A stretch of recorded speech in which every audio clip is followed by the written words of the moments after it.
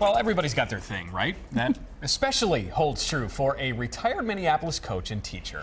He has a hobby that is just plain goofy, literally. In Finding Minnesota, John Lauritsen shows us how Larry Lamparske has developed one of the biggest goofy collections around and why he has no plans to stop adding to it.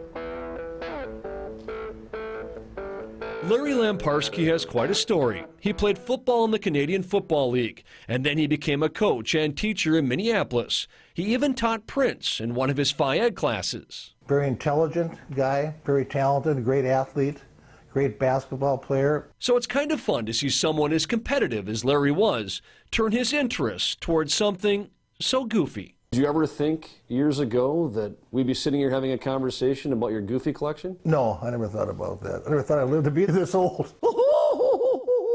Nor did he think he'd have over 1,000 collectibles of a Disney dog. It all started 23 years ago when Larry's wife Sue made an impulse buy while shopping. I went up into it and I looked at it and I'm like, I have to buy this. And I said, what is this?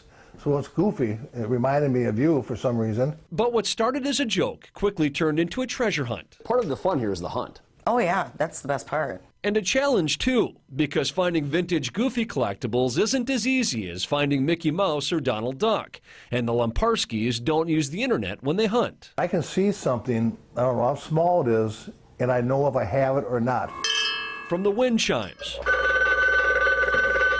to the telephones. What do you know? A phone call. Their goofy lamps, watches, teapots, and wind-up toys have come from all over the world. Nowadays, you wouldn't see many kids be infatuated with a wind-up toy. Oh, no. But this was a big deal in 1930. Absolutely, absolutely. Larry even has his own goof troop helping with his wild goof chases. Friends will come across a collectible while on vacation and buy it for Larry, though most of them now call him by his nickname. I haven't heard my first name in over 10, 15 years. There's all friends of mine that were out of town, out of the country, garage sales, rummage sales, toy sales at the state fair. But there's a lot of meaning behind the unusual collection. Larry's daughter made him this sign when he beat colon cancer years ago. And Sue will agree that their marriage is even stronger since the cartoon dog entered their lives. After all, he's on the checks they stamp. And the matching shoulder tattoos have made their hobby pretty official. Larry actually has 5 goofy tattoos. It's always a good time, especially when we go out in public and they're like looking at his arms and they're like, oh wow, you like goofy, huh?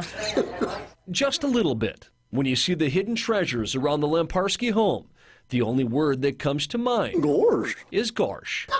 It makes us laugh. Health, happiness, and heaven. That's our 3 words we love. So we get a kick out of it, that's for sure. Don't sit around. You know, if the worst thing you can do when you retire is to sit around, find something to do, as goofy as it might be. Do your goofy laugh for him. And just go for it. I don't know. That's about it. John Lauritsen, WCCO 4 News. I love his spirit. If you have any goofy collectibles and want to send them Larry's way, we can put you in touch. I'm sure he'd love to hear from you. Just go to our website, WCCO.com, and click on links.